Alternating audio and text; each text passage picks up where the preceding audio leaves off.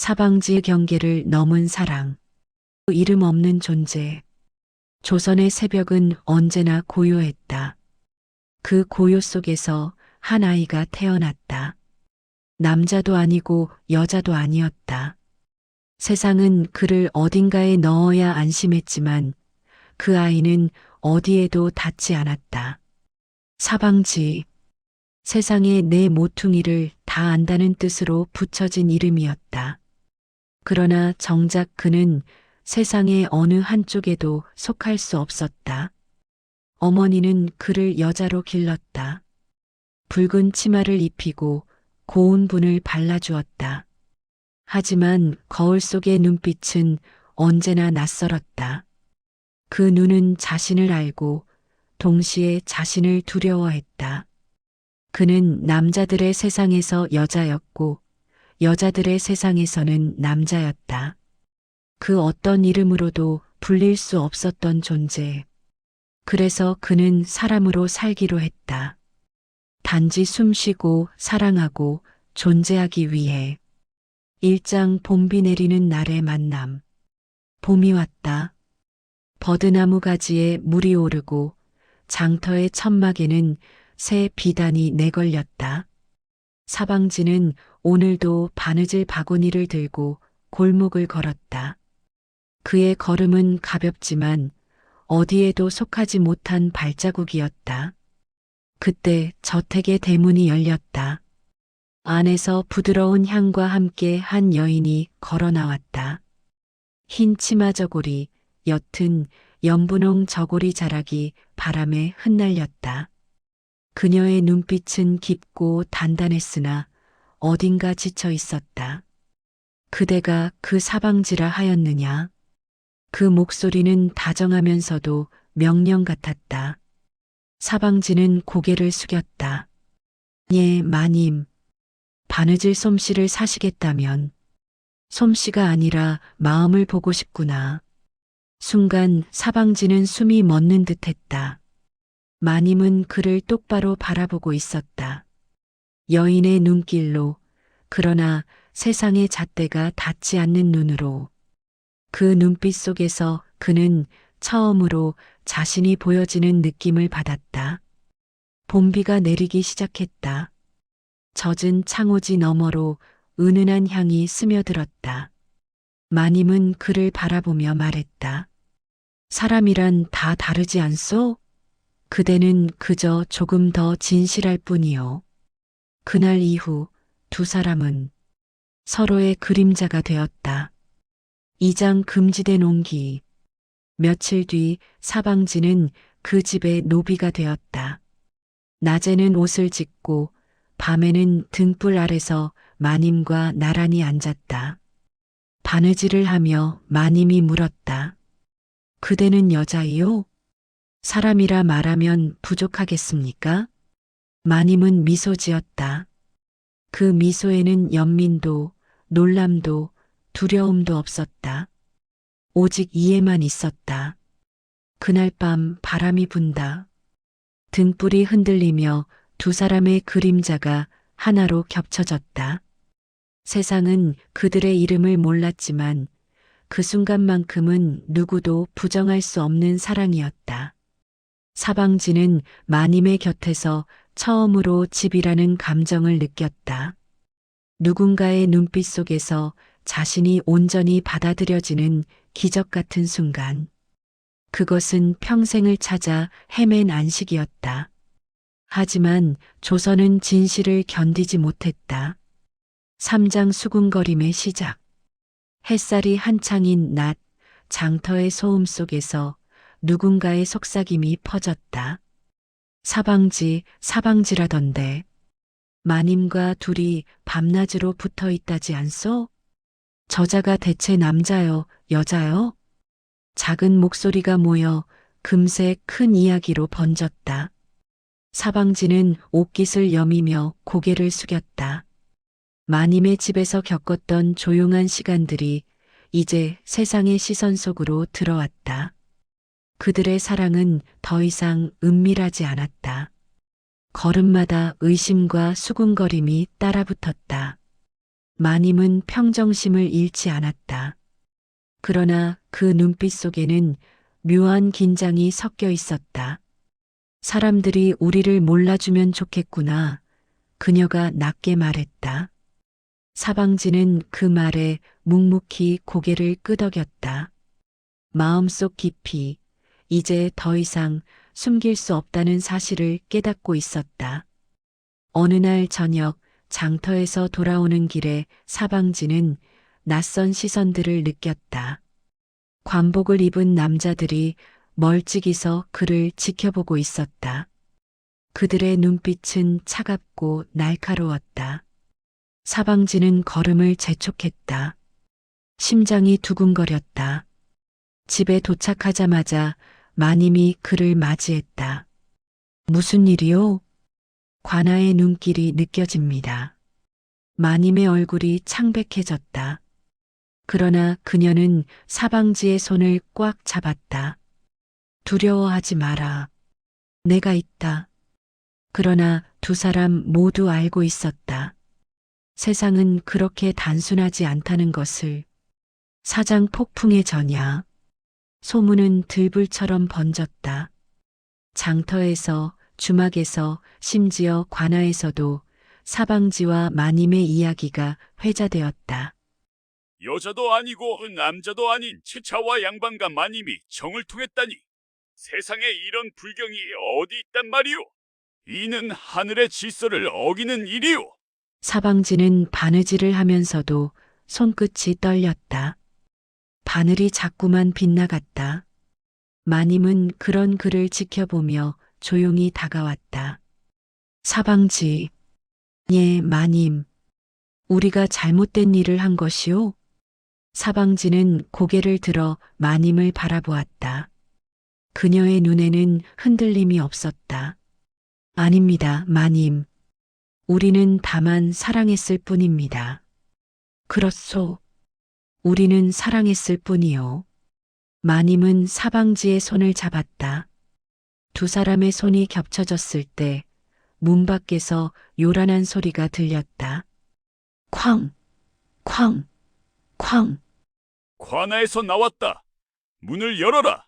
오장 드러난 진실. 문이 거칠게 열리며 관리들이 쏟아져 들어왔다. 그들의 얼굴은 차갑고 단호했다. 마님, 그리고 사방지라 불리는 자. 너희들에 대한 고발이 들어왔다. 사방지는 마님의 앞을 가로막으며 낮은 목소리로 말했다. 움직이지 마십시오. 나만 데려가십시오. 하지만 관리들은 이미 모든 것을 알고 있었다. 그들은 증거를 나열하기 시작했다. 두 사람이 밤낮으로 함께 지낸다는 증언이 수십 건. 사방지가 여자의 옷을 입고 마님과 동침했다는 소문. 이는 풍속을 어지럽히는 중대한 죄목이오. 마님이 앞으로 나섰다. 내가 모든 책임을 지겠소. 사방지는 무죄요. 마님, 안 됩니다. 사방지가 그녀를 붙잡으려 했지만 관리들이 둘 사이를 갈라놓았다. 두 사람 모두 관아로 압송한다. 그 순간 사방지는 무언가 결심한 듯 천천히 손을 들어 자신을 드러냈다. 모든 것은 사실입니다. 관리들이 술렁였다. 마님의 얼굴이 창백해졌다. 나는 남자도 아니고 여자도 아닙니다. 하지만 사랑하는 마음만큼은 진실합니다. 마님을 사랑했고 마님도 나를 사랑해 주셨습니다. 이것이 죄라면 모든 벌은 내가 받겠습니다. 그 말이 끝나기 무섭게 관리들은 사방지를 결박했다. 이자를 옥에 가두어라. 마님이 비명을 질렀다. 사방지, 안 돼.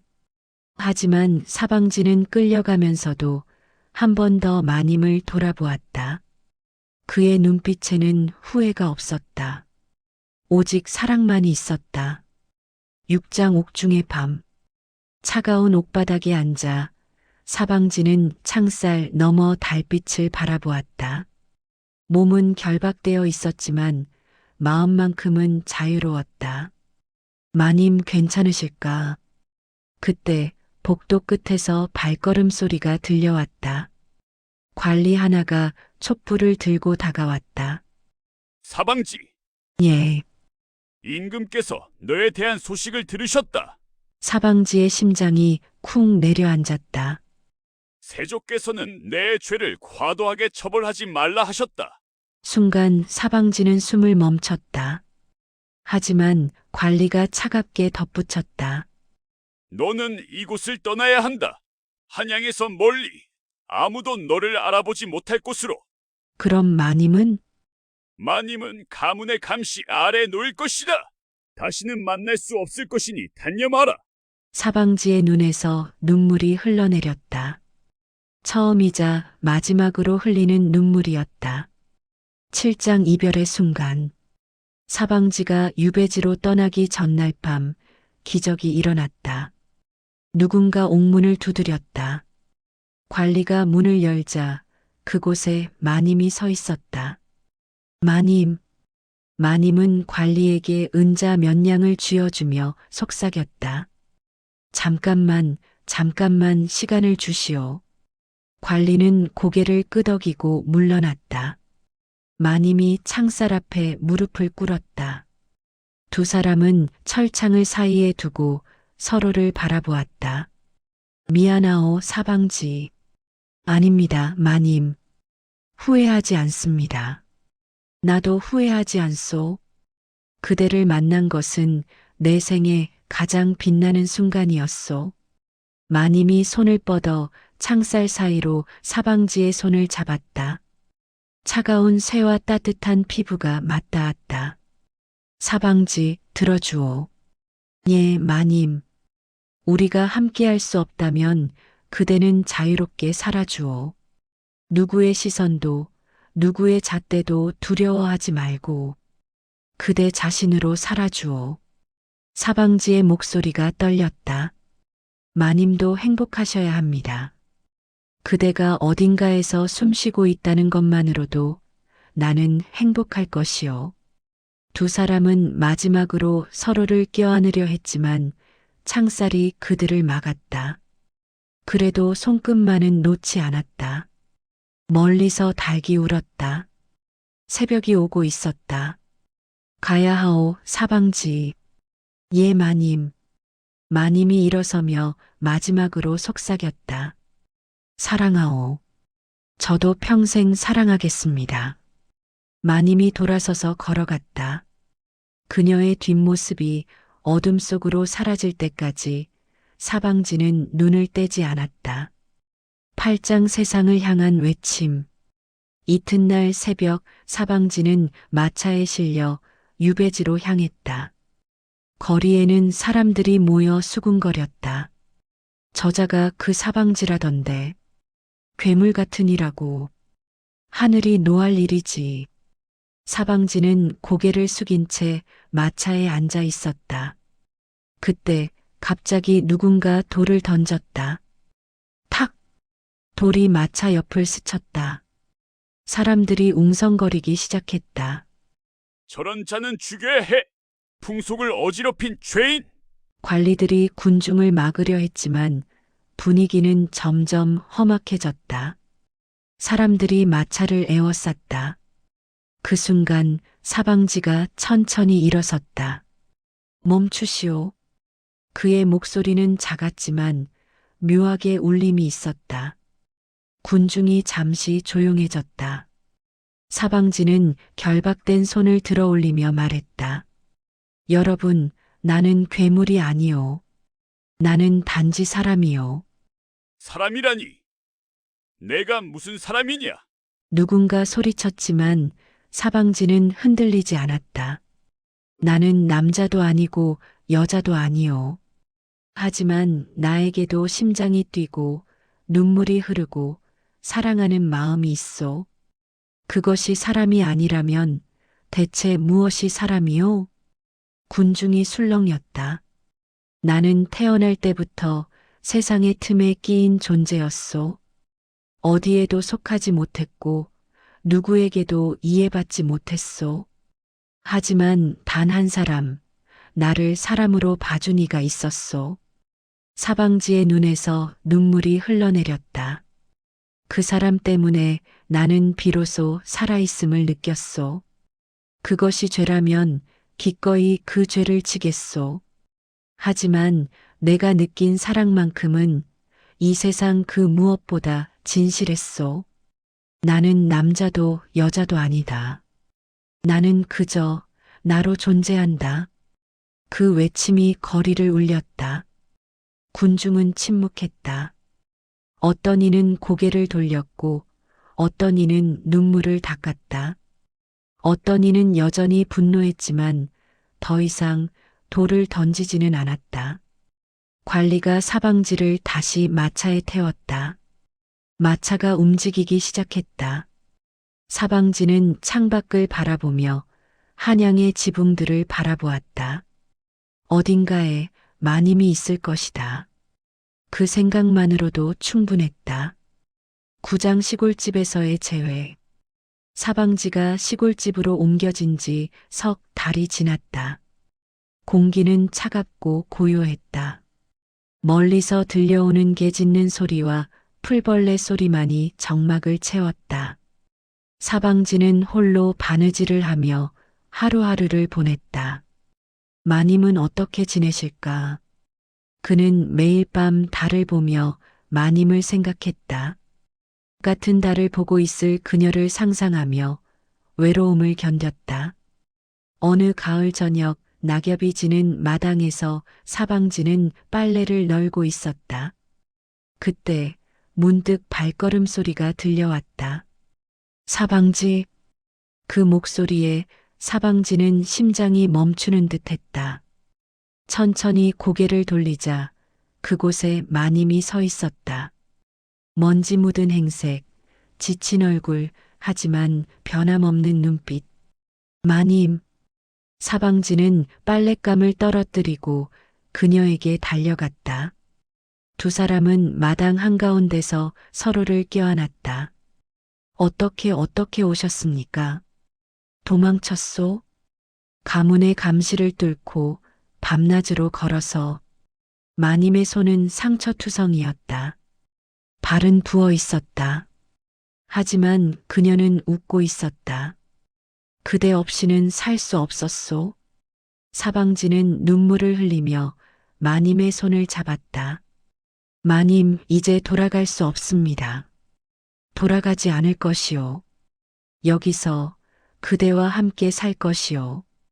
두 사람은 그렇게 시골집에서 조용히 살기 시작했다. 세상은 그들을 잊었고 그들도 세상을 잊었다.